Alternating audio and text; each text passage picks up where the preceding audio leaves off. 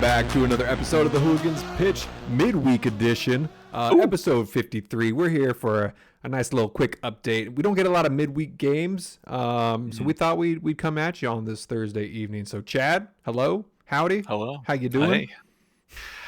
It's a little chilly here today, but beyond that, it's been a great week of some great games. Honestly, love having games on midday.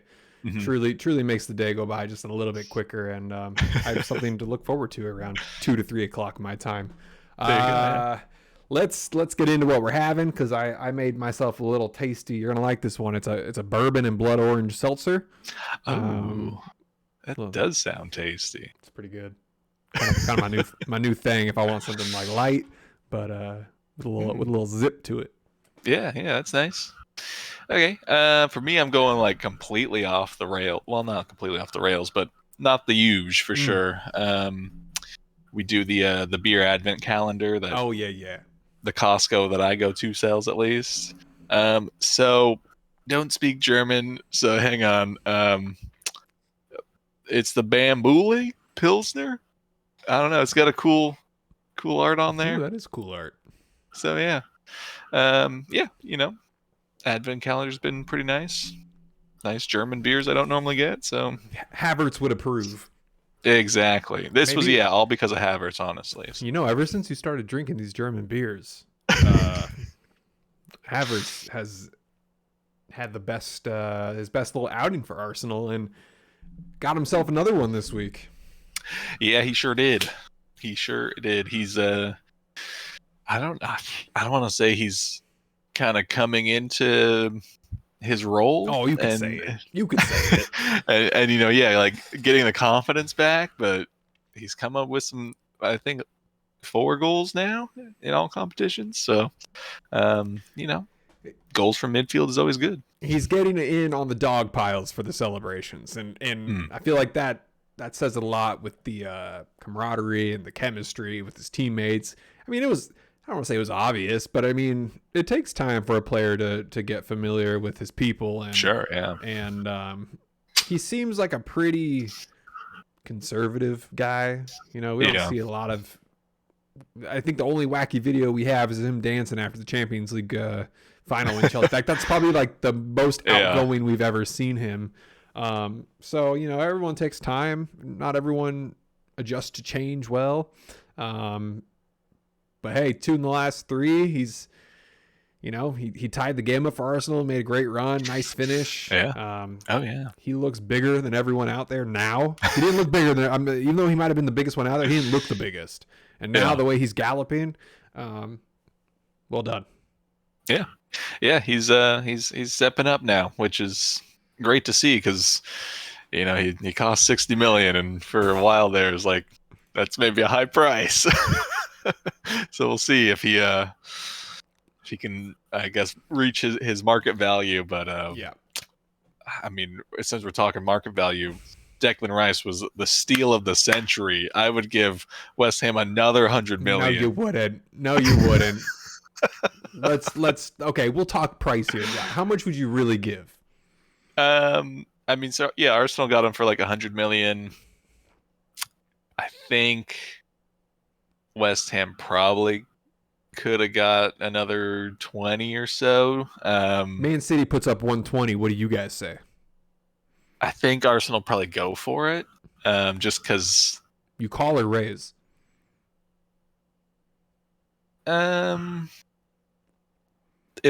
Let's say if City went to 120, I think Arsenal maybe would have done.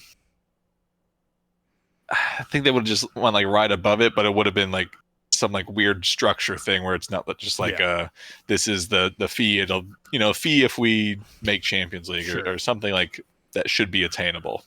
But I mean, worth every penny so far. So hell yeah, it's freaking annoying watching him score these game winners when the game is essentially over and but hey, Luton's not so easy, huh? I mean, I didn't get to fully watch this game. It was on when I was at work, so I was like checking in every 15-20 minutes, which probably a good thing for me in the end. I didn't have to like sit there and stress the whole time about it. Yep. But then I went to lunch like right as the extra time was starting, and I was like, all right, like 3-3, like let's just see out the draw. And then all of a sudden, like I'm sitting there at the table and like it's pretty quiet around me. No one else is watching the game. And then Declan Rice scores, and I'm like, ah! Like excited, but not trying to cause a scene. Now, are you in the front of the store? Can like would people? Yeah. Okay. Front of house where customers are. Everyone's working still, so like they might not be paying attention to me, but it was tough to keep it more contained. Yeah, silent fist pumps. I can't, since you didn't get to see the whole game live, I can't tell you how many times the camera cut to Ramsdale on the bench. I'm sure it was a lot, and kind of like, I don't know, annoying because he just looked focused on the game, and he wasn't like, bouncing his legs up and down like, come on, coach, like get me in there. But Arteta did say not too long ago that he'd be willing to make a goalkeeper change in the middle of the game, and this was the time to put up or shut up. Now, I mean, he can't do that anymore. He can't say that stuff anymore, in my opinion. Yeah, I think it's I think Arteta probably would look back on his comments around this whole thing and maybe have a little bit of regret about it and how he kind of handled it publicly, at least. Because I mean, if you want to try and push this new phase or era of football tactics, where you can sub the keeper out or have like 2 number 1 keepers and I don't know, make it work somehow. Like in theory, I guess it could work, but like like you said, if there's ever going to be a game where you were going to sub the keeper, like this should have been it, right? Like David Raya had 2 like fairly big mistakes. Like I think maybe Arteta he's probably already moved past this, where he's like, shouldn't have said all that. David Raya is my number 1. Sorry, Ramsdale, but to the outside, it's still a lot of question marks, I guess. But that's the life of a keeper. It's you have your good days, you have your bad days, and for sure, you end up number 1 still. Like I don't have any problem with having good days and bad days, and it's just more so the comments of, if I see your, when he said I compare my keepers to outfield players, and I totally disagree with that, because keepers, when you're in the zone or just in a game and then to get subbed in, it's like you then have to like get yourself up to speed. And that's got to be such a struggle for this level of play. I think it's unfair. You see that when coaches bring in like the dude for the penalty saves at the end of extra time and stuff, and like it rarely works.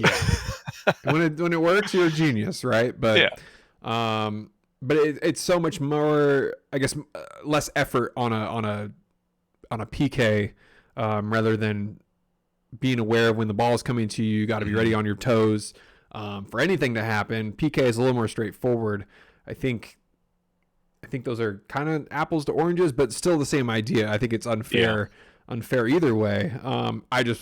This was the game when I saw those errors happening going, is he going to do it? And that's partially why the camera was panning to Ramsdale for warm-up. If he was going to start moving around. And I don't know. I think it's probably pretty clear that Arteta was never going to do that inside the locker room. I mean, I think weird thing to say. I think had Ramsdale's game against Brentford been a little bit more like clear cut, clean. The throw, man, that throw. Yeah. Like there were just these moments where it's like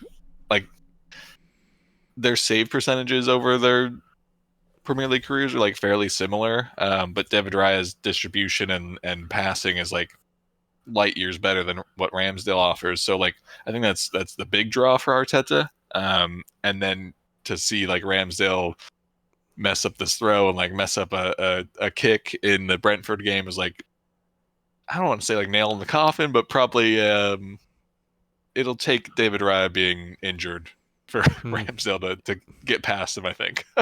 Yeah, I think that's an accurate statement.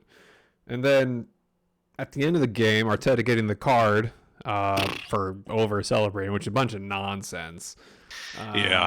So suspended in the stands next match, I think that's pretty ridiculous. And then this week he gets called in for his comments about Newcastle. It's like the Arteta show, man. Yeah, and like we've seen managers celebrate so much more than Arteta did, right? Guilty. Like Klopp has been seen running up and down, and it's nuts. Is that doing anything bad? I don't think so. Especially when it's a last second winner, right? Like this is a game that has a lot of emotion in it anyway, and then to go away to a newly promoted side, you should beat easily. It's not going your way. It's looking like it could be a loss at one point, then comes back to a draw, and then like literally the last play of the game gets the winning goal. I'd be hard pressed to not run down the pitch myself and celebrate. And as from everything I've seen, he was celebrating, like jumping around, whatever, but nothing crazy. Like no Mourinho running out on the pitch like number one. Like so yeah, that sucks. That egregious.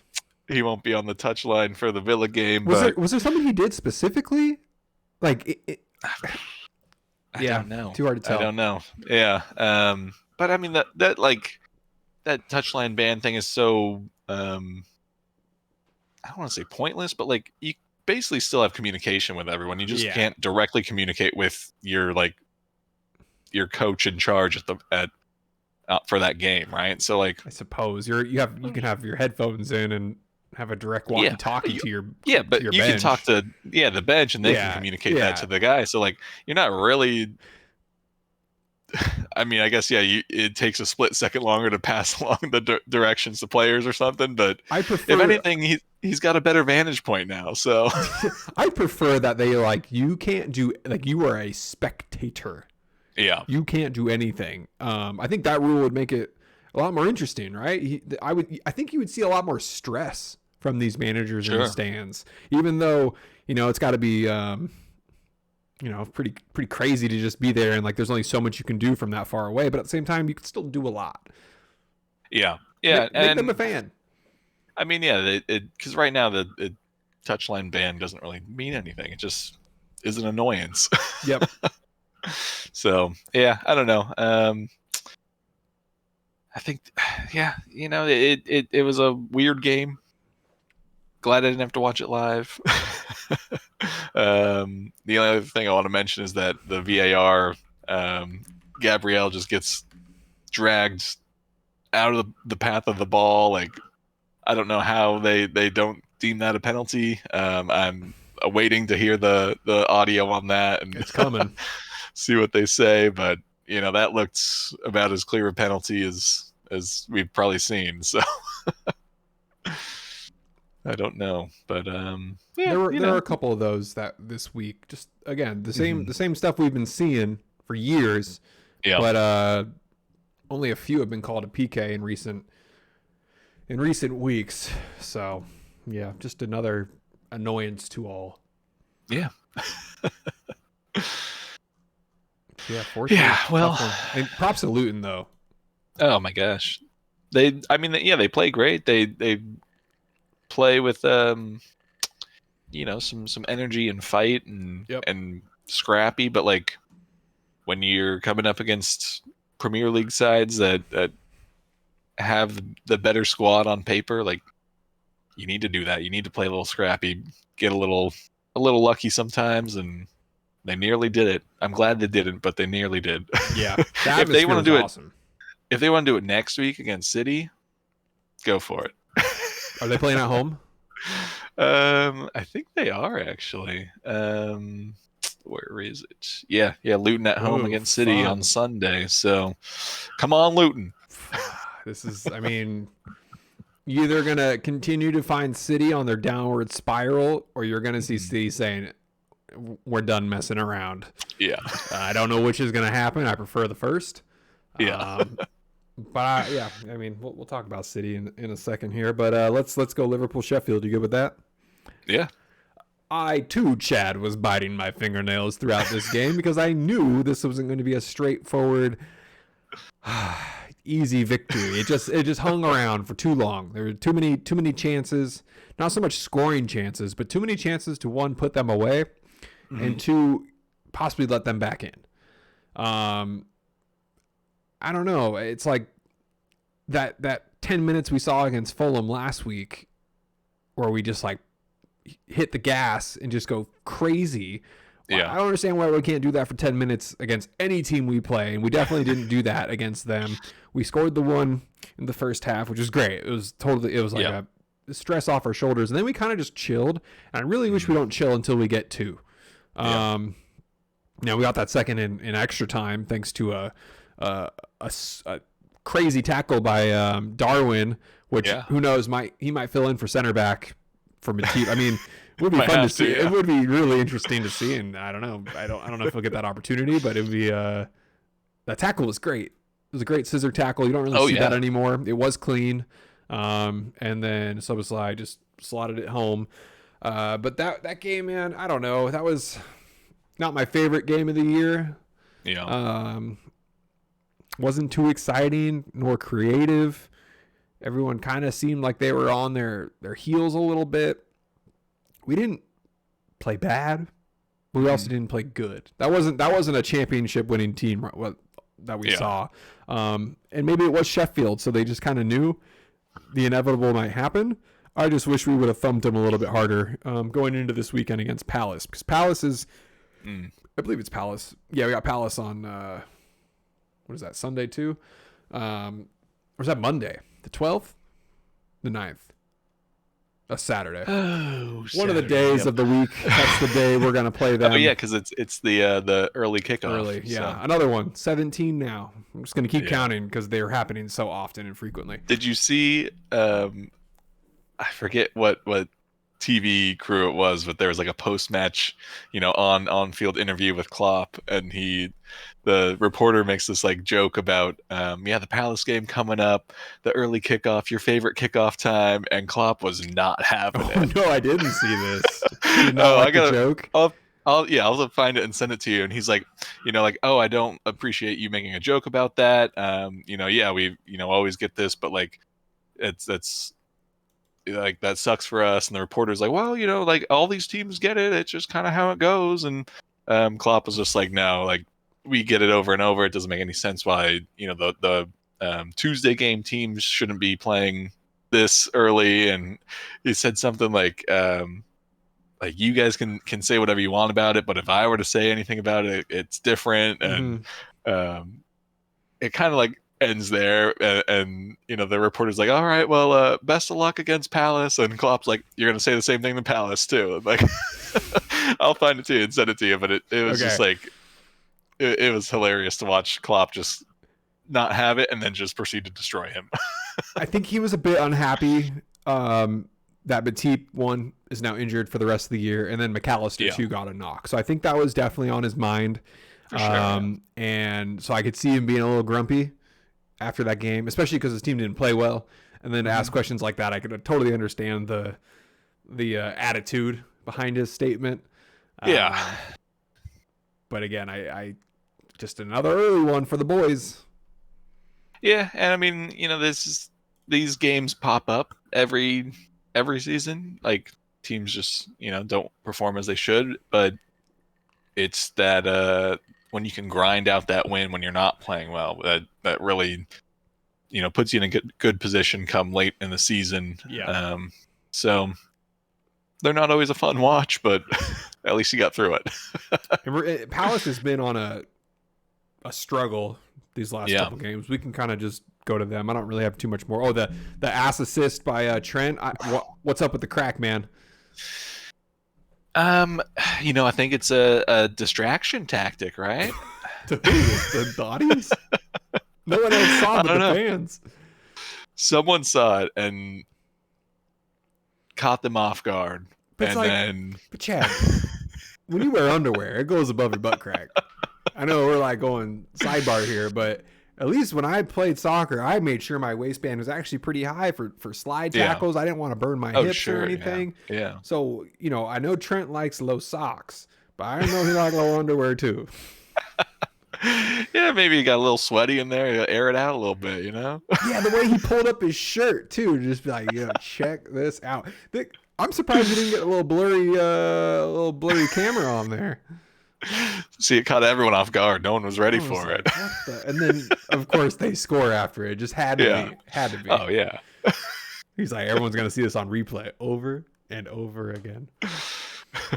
All right, Bournemouth took on Palace. I would say an unexpected maybe Bournemouth win. But Bournemouth's on the come up now.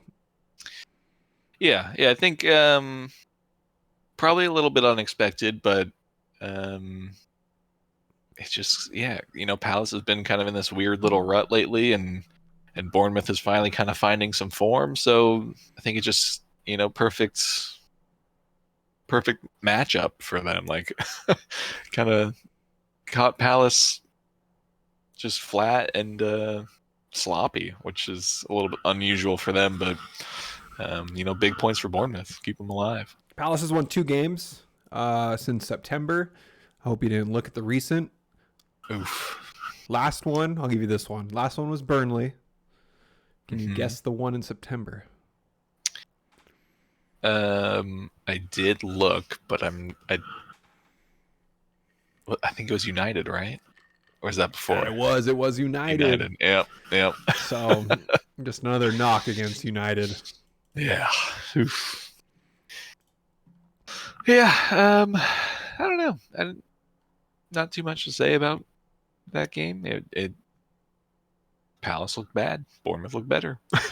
Yeah, those are 2 mid-table. I think there's the mid-table this year is so obviously not on par with the bottom nor the top. It is like a true mediocre middle of the table this year. Yeah.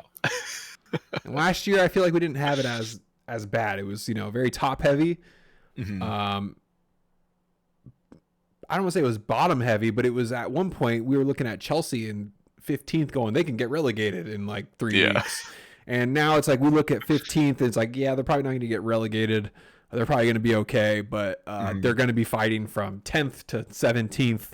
It'll be moving all up and down. So yeah, I think we'll see Palace and Bournemouth kind of stick around. I will say, though, I think Bournemouth has found this little juice in their system. They were a relegation side. It felt like a month and a half ago, and they put together this little string of victories and climbed their way out of that zone. So good for them. I think the bottom 3 right now might be set in stone, especially after Everton's nice little come up after the point deduction, which we didn't really talk about last time, and maybe we can just jump to the Everton game.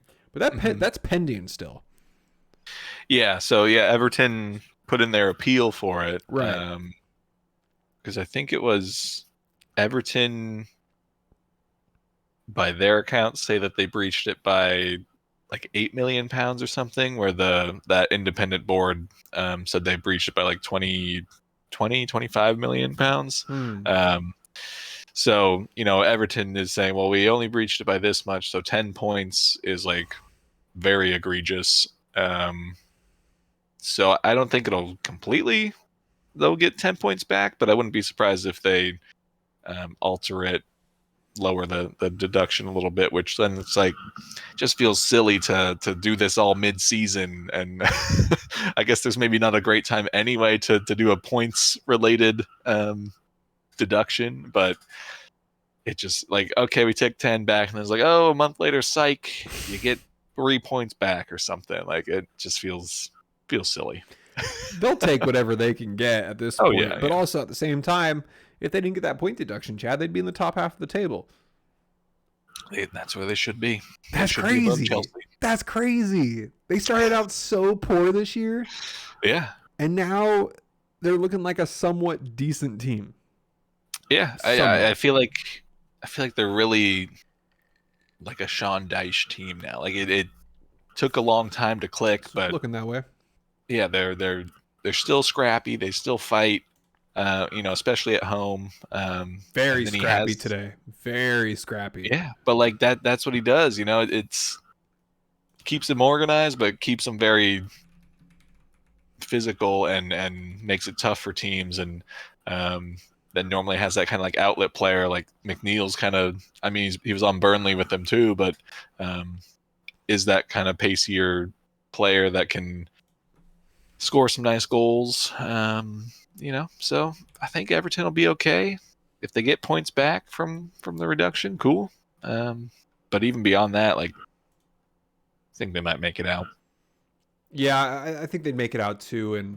And today's game, I saw Jack Harrison. He played really well. Tarkowski was on it.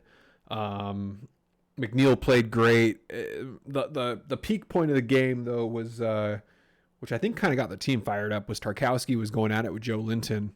And I don't know if you saw this in your highlight reel, but Joe Linton, man, he was pretty dirty. He did some dirty things to James. Did you see the scratch he left him?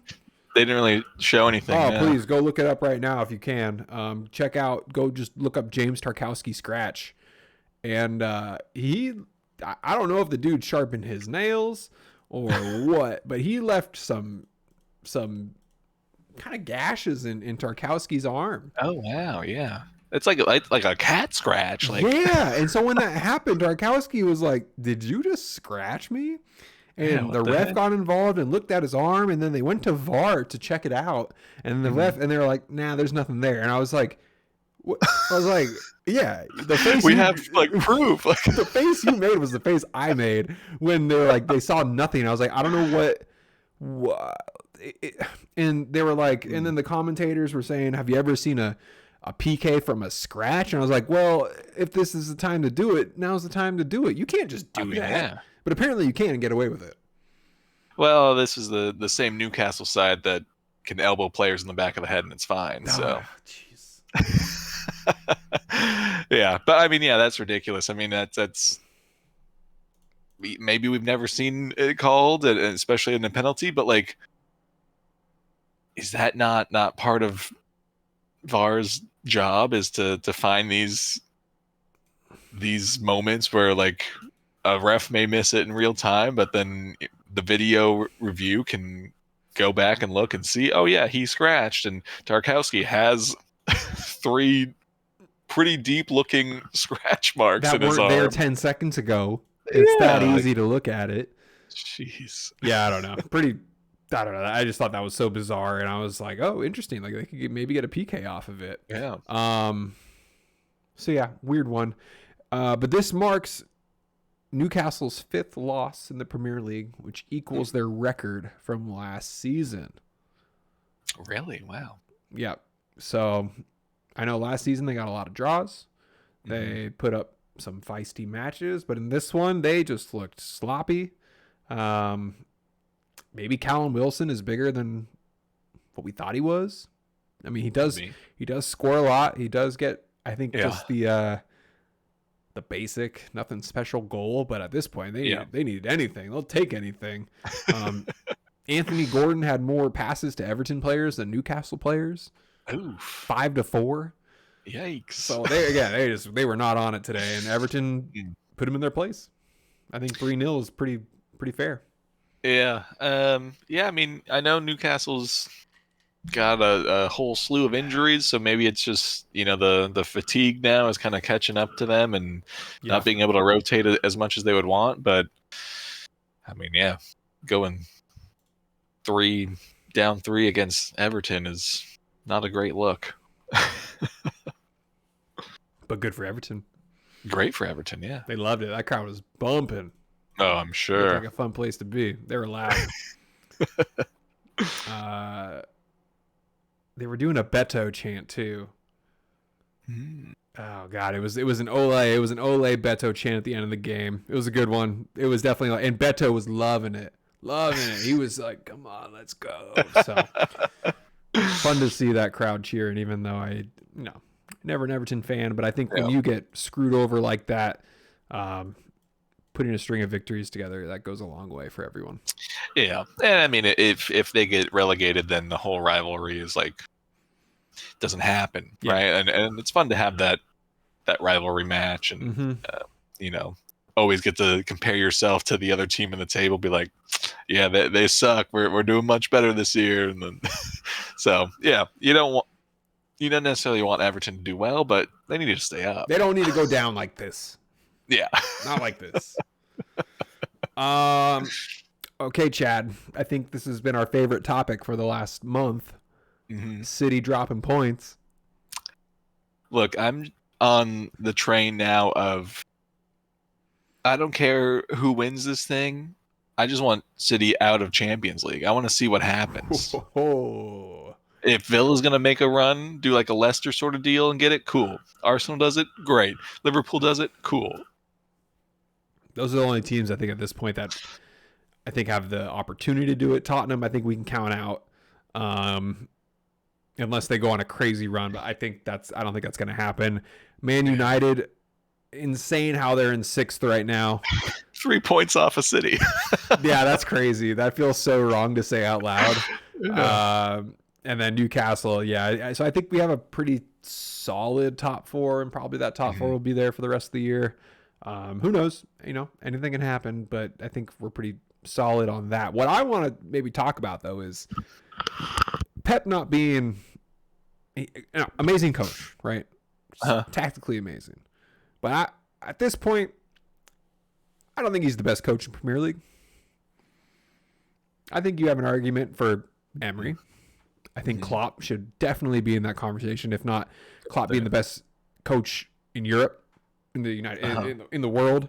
And then, of course, Arteta just being kind of thrown in there and figuring out things pretty quick, going from 8th to 2nd, and now sitting at the top of the table here. I just think Pep has been in so many situations where he's giving the financial freedom to go out, buy anyone he wants. He's coached the top clubs in every league he's gone to. He's already had an established culture, an established team, like pretty much ready to go, and then he gets to stack on top of that.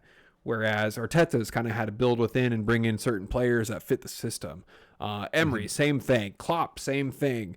Doing it at Dortmund and then at Liverpool. So is Pep maybe getting, I don't want to say he's getting bored. I think City in general, all those players who have been there for the last 5 years, which I know we've had this conversation before, they've won it all. They've done everything they needed to do. Where's the drive? Where's the urgency coming from? Yeah. Did they peak last year? I mean, if you're going to peak with a treble, then, I mean, sure, it makes sense. Peak, right? Peak.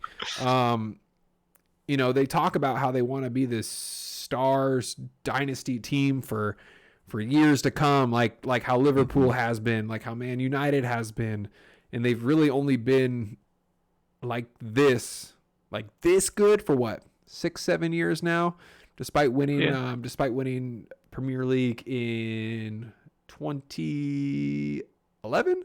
Was that the first one? The Aguero. So. Yeah, that sounds right. I think it was 2011. So, but again, they went on. They were kind of up and down still. Then they weren't an established dynasty team who was going to be winning 3 in a row. So it wouldn't shock me. It would not if Pep had one maybe 2 more years left there, because that's how he rolls. Yeah. He's. I think for the longest time he stayed at City purely to try and get that Champions League win, right? Definitely. I don't think he would. I don't think he'd be anywhere close to leaving if they didn't get that. Yeah. And then like we've said, these players have now won it all, and most have won a lot over the time they're there. So it's like season after season, how do you walk in first day of new season training and say, all right, let's do the same thing over again, and have the same fire, same drive, and I don't know. It could be that. I mean, we've seen them without Rodri before this season, and they did poorly. And here he was out, and they did poorly. Yep. I know they're missing De Bruyne as well, but no Doku either this game. No Doku, yeah. So that hurt. I mean, it's. If anything, that's just bad squad building then, right? Exactly. Because you're missing 2 key players in your midfield for sure. But then you're playing, I think they were playing Alvarez in midfield. So you're playing a striker in the midfield now, which is not so far off of a position, but it's not his game, right? Mm-hmm. So, yeah, I don't know. I mean, Villa played them off of the pitch, honestly. Oh like, my God. They it was absolutely incredible to destroyed watch. them. It was so fun. That was such a good game. Oh, 20 shots to their 2. I mean, just go down the whole chart of every stat, and they kind of blown them out. So awesome to see. Super cool to see Emery as happy as he is. The whole league probably just as happy. At least we were. That's always awesome to see City get further away from the top 2, regardless. Number 3 makes my prediction of Aston Villa feel real nice. There was that moment in time where I was like, that's not gonna happen, and here we are, week 1. Here we are. It's still a ways to go, but I mean they're putting in the performances, and clearly got the points, and I mean you make City look as bad as you did, and wow, if anyone was still on the fence of not recognizing that Aston Villa was playing well and coming up, like, this was the biggest wake-up call you could better get. Jump over that fence and come join the rest of us, because for real.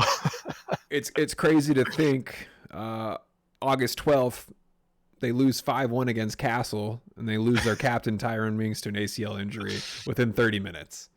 Yeah. And now they're sitting third. It was not a good start. Almost as bad as it could be. Probably, yeah. I don't know how you get worse. I don't know how you get any worse from that. Yeah. And now they're third best team in Premier League. Yeah, I mean, I don't know. Emery's got something cooking over there for sure. Like, and I mean, I think they benefit from, like, they have something to be motivated for in that game, especially where for City's motivation in that game was probably like, look, we've drawn the last 3, let's just not lose, which is like not a great motivator. So I don't know. It was just incredible to see City look so bad. You don't see that in a often. long time. Yeah. A long time. And I'm here for it. Yeah. I'll be here week in, week out for it. Oh, for sure. I mean, Arsenal go to Villa now that the weekend. A little bit nervous on that. The last home game they lost was against Arsenal last season. So their home play is, they're a fortress. And coming off the confidence of doing that to City, probably the worst time to nervous, play them. But probably the worst time to play them. Yeah, but you hope that Arsenal just shows up, and it'd be a great game. Yeah, it should be a fun one either way. Should be a really good one. All right, I got nothing more to say other than congrats and thank you from the rest of the Premier League. Yeah, for real.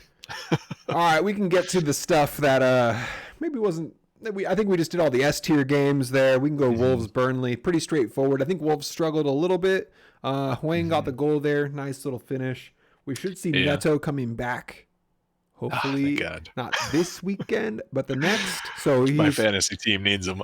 he's looming, and I think that'll be a great a great comeback for him, since they were clicking. They were looking so good when they beat City. Both those guys, Hwang and Neto, were on top of it. But yeah, they squeak by Burnley here, and I think when you squeak by Burnley, that's kind of telling to how your squad is looking at the moment. Oof. Okay, that got worse. Koleosho. I don't know if you saw, he went off after 35 minutes.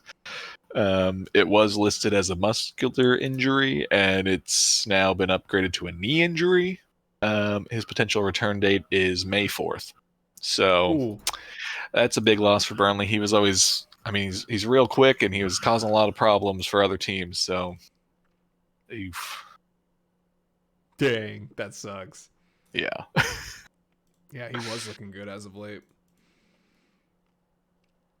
Let's talk Fulham Forest. We talked about Fulham over the weekend, how things are looking really good for them despite losing to Liverpool, and seeing them go in and thump Forest like that, Oof. Not shocked at all. No. They brought the same drive that they had against Liverpool, and I think they're playing a really good team game. I feel like last year it was so central around Mitrovic, and it felt like a toxic relationship where you just have to you had to keep going back to Mitrovic, right? You had to keep going back to him, and now you're seeing this distribution where kind of everyone's getting on the score sheet. We did see 2 braces, Iwobi and Jimenez, but Iwobi's finding, I don't know, he's kind of finding his footing right now. His dribbling is looking really good. He's megging people. Jimenez, we haven't seen much from him in a long time, and now he's clicking.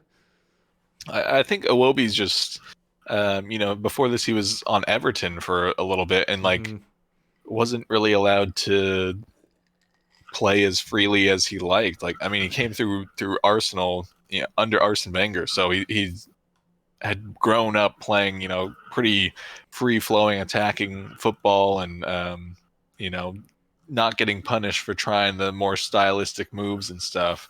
And then you go to Everton and you're there under, I think he got there under, oh no. Lampard? I think it was the guy before him. Benitez? I think so. Yeah, was it Benitez? Yeah, I think so. Ancelotti was there for a minute. Maybe it was Ancelotti. That's crazy. But yeah, so Everton is not often in a position where they can just kind of play on the vibes, and let the guys have fun. They're always kind of fighting for the win, whereas Fulham, kind of has those moments too, but I think is a little bit better set up for Iwobi. I mean, you have like your Willian out there who can kind of do the same thing, so it's nice to see him coming along, and great to see Jimenez finally getting back into a little bit of form. I think like since his Wolves injury, he was just never the same. So I don't blame him for that. No, not at all. Head was caved in. That was scary. Yeah. I think the biggest thing to note from this game, and I kind of agree with it, is Tim Ream didn't play, and that's our captain, right? He's looked off the last couple games that I've watched. Slow to the ball. Mistakes have been there, but can you blame a 36-year-old center back? No, not entirely. Yeah. I'm just more curious as to what they do in the future with him, because he has played really well with him, and of course he's our American boy and our cap, and we want to make sure he's doing the right thing in Europe, and I don't want to see him get dropped in Europe, because then that'll come over to us, and that just it's like kind of the Matt Turner situation. The more American players that are getting dropped from the starting squad, the worse it looks for us going into 2026. For sure, yeah. And so I hope he can maybe find some form, but when they thump a team and get a clean sheet without him, I don't know. Yeah, that can't feel awesome. But it also might just been midweek rest. Could be, yeah. I mean, there's already a lot of games in December, so it was maybe more of like they felt confident going in against Forest anyway. I hope so. So rest some players that could use it. So I don't know. I don't want to see Tim Ream out of the Fulham team. He's I think historically been pretty good for them. Just lately it's been a little bit of a rough patch. But are you putting Steve Cooper on the hot seat now? Yeah, for sure. I think you have to. They got no wins in 11. Oof. They're currently 16th. Last year at this stage, they were 18th. So there's improvement, quote unquote. Doesn't feel like it. But that's with all the investment they've continued to do over the summer and everything. So I think it's, maybe time to start looking beyond Steve Cooper, and someone who will put Matt Turner back in goal. I think it'll happen. I think whoever takes over will probably get Turner back in. Felt rash to take him out this early, but it's not. You can't blame injuries for their problems. Yeah, I don't know. I don't see I don't see Steve Cooper lasting there. Who replaces him? Can't say at this point. I don't think there's anyone really available nor wants this job or is rumored to take this job. I don't know. Something to follow, but I can't imagine Forest. Let's take a look at their schedule here. They got Wolves next. If they beat Wolves, maybe that'll be a slight turning point. But then they're going against Tottenham, and we've looked at Tottenham's schedule. And we marked this one as being the one that Tottenham's probably going to get. I'd be pretty shocked if Tottenham does not beat them. Yeah. Bournemouth finding a little bit of form. I bet they take them to Castle. Like they're going to run into this stretch of games here. Where Chad, I don't know when they'll win. Oh boy. Let me look at this. Castle, Man United, Brentford, Arsenal, Bournemouth again, Newcastle, West Ham, Aston Villa, Liverpool, Brighton, Luton in March? Maybe? I don't know. But if Luton plays how they have been, then Palace at the end of March. That's the only one on here right now at this glance. Yeah, that's a rough stretch of games. Sheffield in May? I think it's too late at that point. Oh, I'm saying that could be their next win. Yeah, I guess it could, but I mean, I don't know. Sheffield's got the new manager now, so we'll see how they end up looking, So, yeah, I would not be surprised if Steve Cooper's the next to go. Dark futures for Forest. Yeah, for sure. How far out from the bottom are they? They're on 13 points. Relegation starts at 9, so 4 points. Not a huge gap. I'd be especially with that schedule. Eyeing it for sure. Mm-hmm. All right. Well, something to keep your eye on. Hopefully Matt Turner can come back and save him, but it's a lot of pressure. We can jump to, let's see, we got Brighton Brentford. Honestly, kind of shocked Brighton got away with this one here. Mm-hmm. Pascal Gross now back in it. I think that's a huge addition for their midfield. Yeah, he looked great. I think once they get Solly March back too, I think that's their midfield will be complete. And just getting Matoma back. That was huge. Already doing wonders. He looks just as sharp as he always was. So I mean, that's a huge return. Pascal back out there too. So I think Brighton will stabilize a little bit. I don't know if we'll see them hit that same form they started the season with, but good to get a win against a hard Brentford team. Yeah, the Mbeumo injury that could hurt them. That one hurts. It's basically their only goal scorer that they have.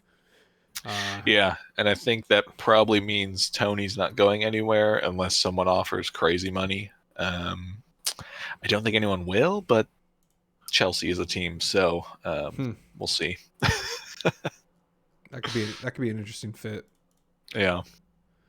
Their next high school scorer is Matthias Jensen with 3. Eesh. So I don't know where they get those goals. And that last goal came in October, so it's been the Mbeumo show. And he's now going to be out for a little over a month.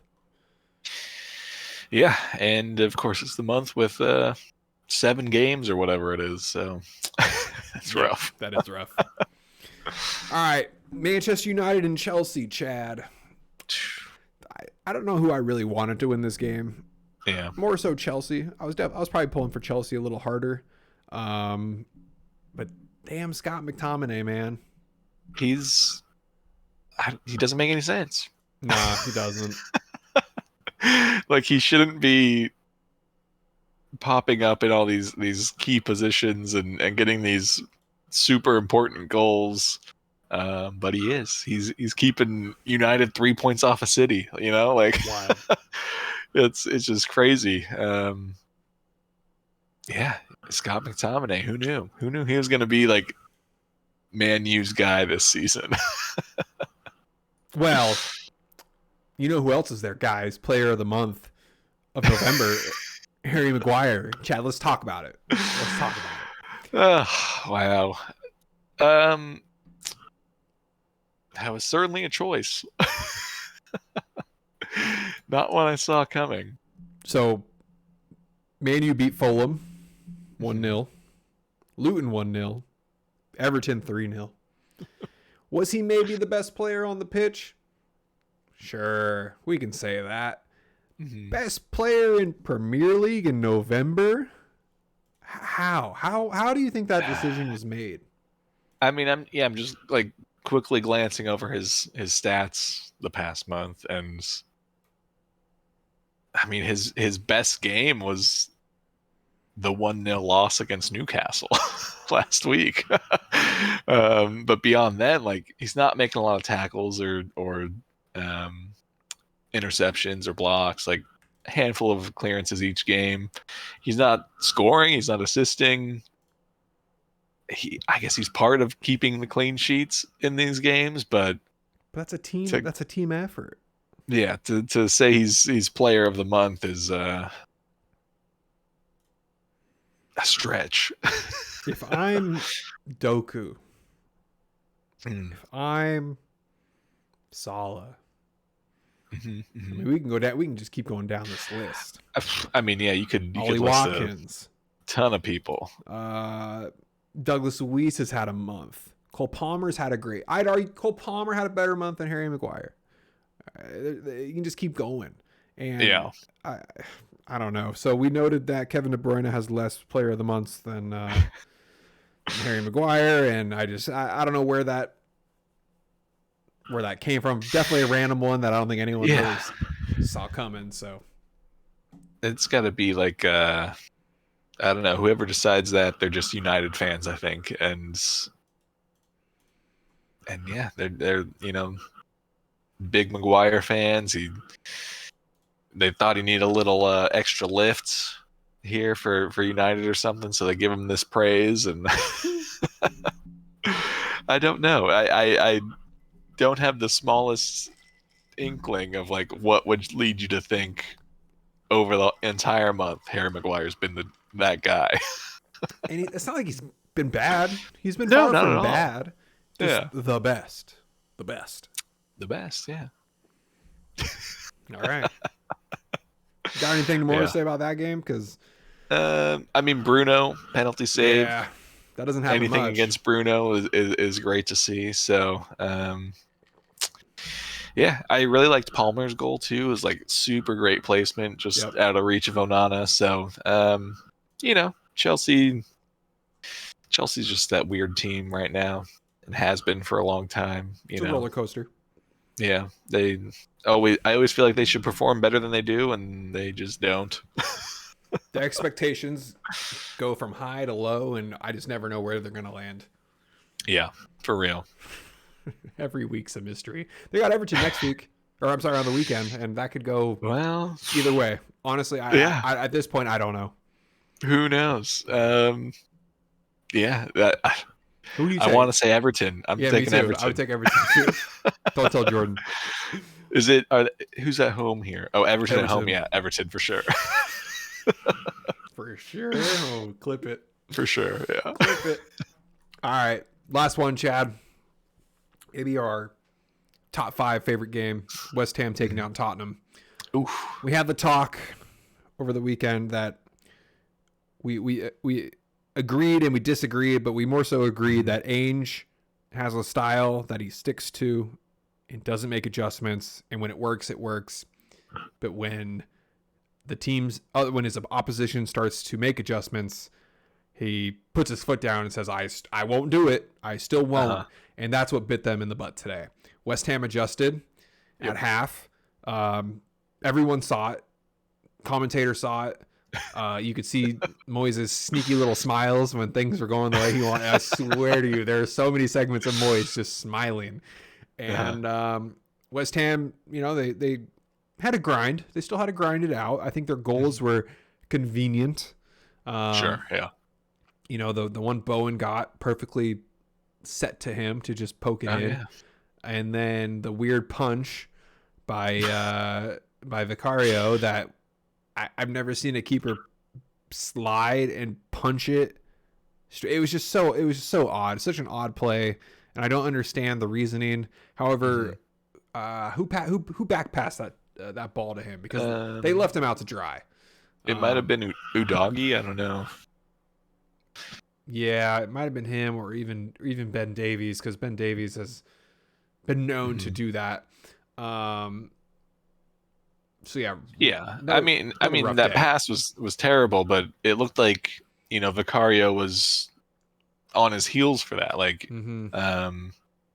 regardless of the strength of the pass or how close the opposing team is, I would want you to be, on your toes, ready to go, receive that pass, and like, let's get playing. And you see that pass come, and it's underpowered, and Bowen's right there, and Vicario kind of like does the panic stutter before he starts his run, and then dives out, and I would think in his head he's trying to grab it, but maybe just kind of misjudges where the ball actually is, and then does this weird like Superman punch on the ground. I mean, as a keeper, you're taught to get horizontal, right? Yeah. When you slide, you get horizontal, and he was almost as vertical and straight as you could be, which just gave, I guess, the leverage for James to sneak around him, because even on his recovery, he tried to get more horizontal, and he just couldn't, and there was no time. Yeah. Luckily, Ward-Prowse got that ball right back to him. That would have been. He was just going for style points on that one, Oh, dude! And then Bowen's face too. Like, I cannot get in the way of this shot that he's about to retake. He looked panicked. My gosh. But yeah, they found a way. They got it. Moyes was again very happy at the end, and as were all we. I think Tottenham played this last month perfectly for all of us, losing when they need to lose, drawing at the perfect time against City. Exactly. Right back to picking up those red L's. Yeah. They're dealing with their own issues of injury and some missing through suspension and stuff. But like, again, I think you have to be willing to adapt a little bit and change tactics a little bit to suit the team that you have, right? Like, in a perfect world, you can always play this strict pass out of the back and be quick and counter and all that. But if it's not working on the day because the other team set up really well, or the other team has adjusted their tactics and now is negating your play, like, I think you gotta have some sort of a backup plan rather than just like, keep running, guys, we'll get it eventually. Nope, not these guys. So I don't know. What do you think of Kudus in the striker role, though? I think he had opportunities that he probably would love to have again. I think he has the pace for it. I think he has the finishing for it. I think he'll get used to that role a little bit, and I can definitely see him kind of an Antonio 2.0, just much faster. Especially with Bowen playing on that side now, coming back from injury. I think there was no way they could have all that talent and have them not be on the pitch together. So yeah, I'm looking to sub Kudus in pretty soon. I just feel like he's going to start grabbing goal. I mean, he already is, and now he's going to take some time, right? He's going to take some adjusting. Sure, yeah. But he had a lot of chances to do something today, and unfortunately, they just didn't. They didn't fall. But I like it. I think it's going to work well for them. Yeah, I think this is probably their best setup, because you're getting the talent of Kudus up top, Bowen outside. You can still have Susek kind of play that second striker and be the height in there. Kudus, I think, is 5'9", so not the tallest guy, but if you have Susek coming in right behind you, like, he brings all the height you need, honestly. You're just happy Ward-Prowse is central again. Yeah, and I think that's a big thing too, is Ward-Prowse can be central, but more forward now too. That's why he scored. And has two runners now, where for a while Kudus was like his only outlet, and if that gets blocked off, and then so be it, especially when he's playing deeper, like, that's a further and harder pass to make. So I think West Ham should roll with this a little bit. I think they'll do pretty well here. Fulham on the weekend for them. I think that'll be a good one. Ooh, that could be spicy. Two teams in form who are both starting to find their scoring ways, especially Fulham. I think will be a fun little match. Mm-hmm. Well, Chad, I think we got through all our games here. Anything else you want to know?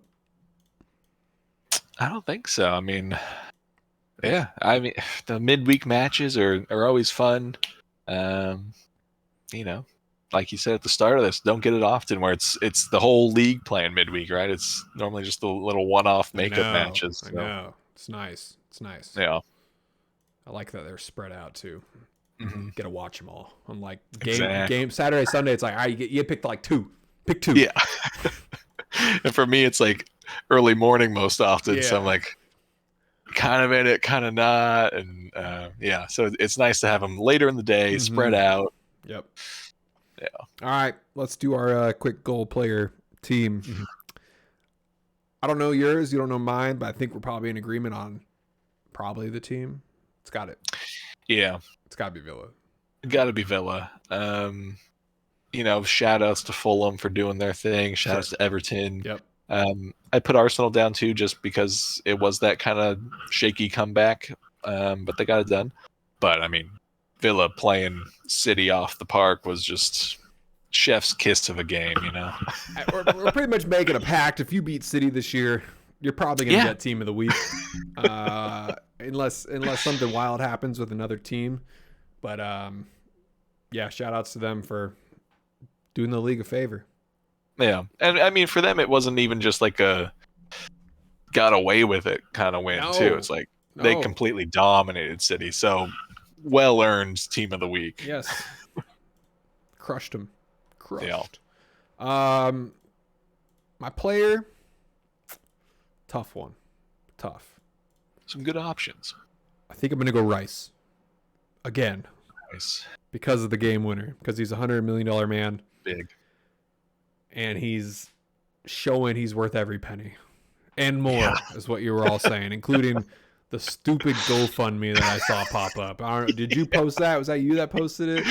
Yeah. Unbelievable. Yeah, I don't know. Where's that Arsenal money going? fans trying to... I mean, yeah, that's my question is like, you're setting up this joke GoFundMe of like, we should give West Ham more money for Rice. But like, who's collecting this money? And like... people are donating to. That's what I know. I saw one donation. It said $5, 2.5 for the Man U goal, 2.5 for yesterday's goal, and I was like, "That's fair," but also that's crazy. Yeah, yeah, he's a good shout for Player of the Week. I gotta put McTominay in there. 2 goals. He had 5 shots on target too. Wow, what the hell? Yeah. So you know, he's doing big things for United, unfortunately. You know, otherwise Iwobi 2 goals, Jimenez 2 goals. But yeah, I'm either Rice or McTominay on this, I think. I think it was the last kick of the game. Yeah. Very last possible second. Yeah, it was against Luton, but Luton's been putting up fights. So we talk about context. McTominay had a game winner, but in no way, shape, or form was it, for me, the same type of game winner. So sure, yeah, that's yeah. I think I'm happy to give Rice Player of the Week. I mean, I bet you are. Well, yeah, but I mean, like the podcaster side of me, you know, he performed well in the game, you know, and then in a moment where the team needed something, he popped up. Great ball in from Odegaard to set it up, but you know, you still got to put it in the net, and he sure did. And the celebrations were fun to watch, and the fans were going crazy, and one guy's falling through the advertisement board. That stadium's awesome. I want to go. Like, if I want to go, that atmosphere's got to be nuts. It's about the same size as Sac Republic Stadium, like 11,000-ish people. So I feel like that probably plays a weird, like, I don't know, mental aura, whatever, on these big teams that come there. Like Arsenal's used to playing in front of 50, 60,000 people, you know, Liverpool kind of the same way. So to go from all that to like the fans are like right on the pitch with you, basically. Even the camera angle has to be different. Yeah, the camera angle is pretty tight, though. I know. It reminds me of like third person FIFA, where it's like almost right behind you. Loved the camera angle. And then when I went to the other game that day, I don't remember which, maybe it was the Wolves Burnley game, and just the zoom out was just, I was like, oh, like, get me closer. I can't see. Yeah, for real. Zoom in. All right. And now for goal chat. I kind of struggled with this one. Okay. Well, you got to put James Ward-Prowse up there. The self-assist. That's kind of what I wanted to give it to, but I was like, is that fair? I mean, he missed. He kind of missed a sitter. Yeah, I don't think I'd call it goal of the week. I really like. Oh, I forget which of his goals it was now. The Iwobi one? Not the Iwobi one. I think it was Jimenez's second goal. He runs in. He has like really good strength to get past his guy, and it was just a great like striker goal. Just like, oh yeah, the third goal. Yeah. He like holds him off, and then he has that little kind of like back heel flick thing to score his goal. Yeah, that was nice. It's a nice watch. Like, not the craziest goal we've ever seen, no banger like Liverpool was having last game, but a fun one to see, a cool little one. Bailey's up there for me too. Okay. I kind of saw it coming once he started to gather his step and put his foot on it. The header from Virgil was nice. I mean, a lot of good headers. Nice. Yeah. I did like the McNeil goal. His left foot is a rocket. Yeah. Tough. Yeah. I mean, even the game, when we go back to the game winners too, it's like exactly Rice is there again. It's like, where do we go? Yeah. He made my list, but for giving him player, I think that's enough. We can pass the other award around. I like, Bailey's goal is great. I think the only thing that takes away from it is the deflection on it. Yeah. I like the Jimenez goal. I think that one's pretty slick. Yeah, I like it. It's just felt good when I watched it. I was like, "Ooh, that was nice." And I feel like he hasn't been scoring a whole lot lately either. Exactly.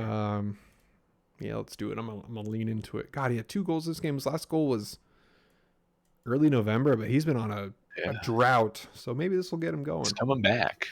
Hope so.